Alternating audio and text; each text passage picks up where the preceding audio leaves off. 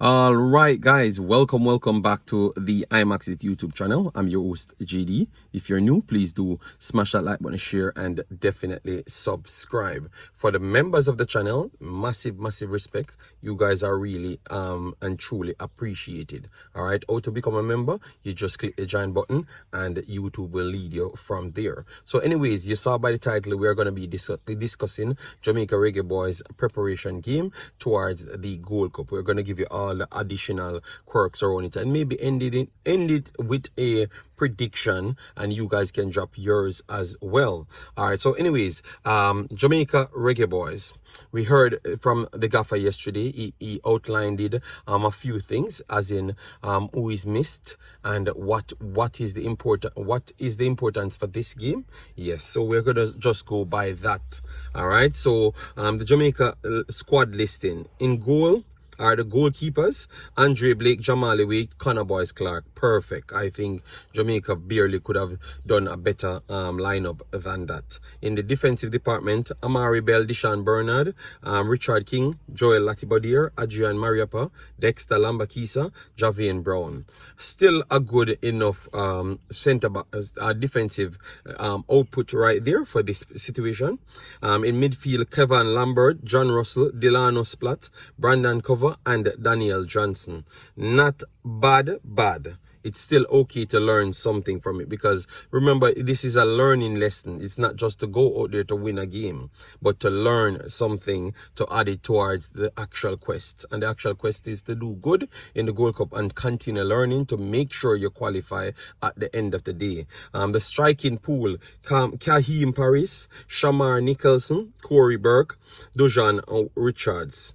All right, and then you have Damario Phillips added to the midfield. So the midfield has 6 midfielders now: Kevin Lambert, John Russell, Delano Splat, Brandon Cover, Daniel Johnson, and Damario Phillips. All right, yes, I don't think it's the worst midfield in the world. I think you're gonna learn a lot from it, and the coach himself can learn a lot from it and make some of those tweaks, or make some decision on 1 or 2 spots with these midfielders. I think Kevin Lambert fighting for a place. Delano Splat can showcase if he got it now and maybe get one of those young kids slot, because definitely he's a talented gem for a while now. So maybe this is what he needs.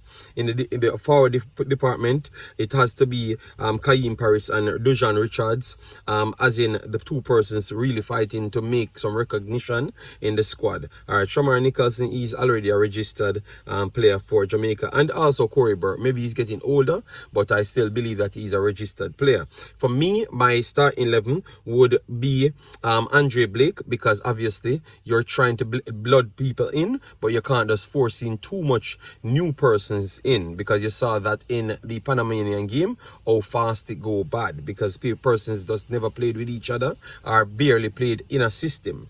So Andre Blake gets a start for me. At the back, you still stay with the 4 at the back. Amari Bell at left back. Right back, Dexter Lambakisa, and then I would put in Shon Bernard over Latibodier, and put Mariappa with Shon Bernard. The reason why Mariappa gets in is just to court him along the way. Yes, and because he's the bigger and physical player, and he has good skills just the same. You don't want to start 2 shorter centre backs in the early piece, and one does not have the experience with the country. So I would go with Shon Bernard over Latibodier at this point. All right, yes, and he would switch place with Shon Bernard after time. All right, when he does learn enough of the in-game action. All right, yes, so that's my back 4 right there. And in midfield, I would use a 2 deeper line. So that would be Kevin Lambert and John Russell starting. John Russell will be the creator from deep and the progressor. And then Daniel Johnson be the attacking midfielder. And then the 3 up front would be Shamar Nicholson, Corey Burke. Corey Burke actually at the striking point, so he can pressure the first trigger in terms of pressing. and then Shamar Nicholson come from the left-hand side, and Kaim Paris comes from the right-hand side. And then Dujuan Richards would have to work, listen to them, learn as much, and then come in and try his best right after. All right, so that's how it looks for Jamaica team. So let's get into the Qatar team now. You have a few personnels. This is what they have listed.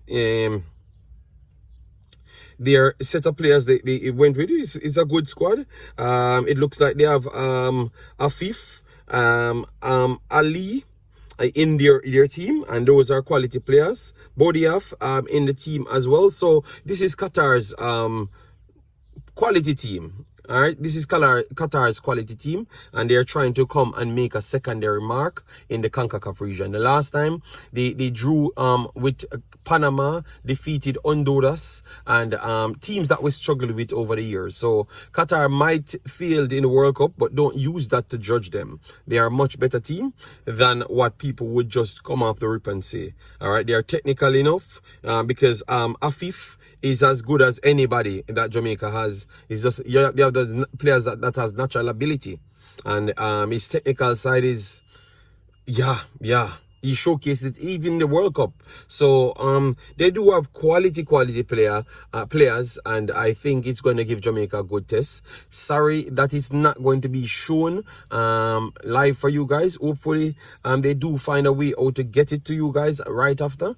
This would be a perfect opportunity for the JFF to just show it to as much people as possible, but maybe they made some arrangements between countries, and that's why it turned out like that. But I think it's going to be a good test, and I think the midfield and the defensive lineup, and with the included keepers, we have top shelf players in it. And I think we can put up a good challenge against Qatar. Obviously, they are trying to avoid injuries just like ourselves, because it's going down to the final phase. But I still believe both teams will still go at a good pace to try out a few things, especially Jamaica, knowing that majority of these players won't be selected for the main team, and they're fighting for a spot. I think they are going to naturally go harder than the normal. All right, so I expect a good game, both teams to score in this one. I am looking forward for maybe a 2-2 draw, I would say. A 2-2 draw if they go by the normal rules, because the last game we heard that Puerto Rico playing, it's going to be free subs and not a proper international game. I don't know if this is the same. I think this was listed as an international game, so you will have your subs, your natural 5 subs.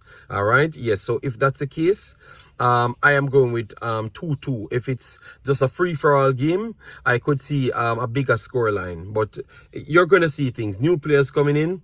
Mistakes will be made. Lines trying to be organized. Everything that they're working on. Because these are the scrap games to get the official thing running. So, yeah.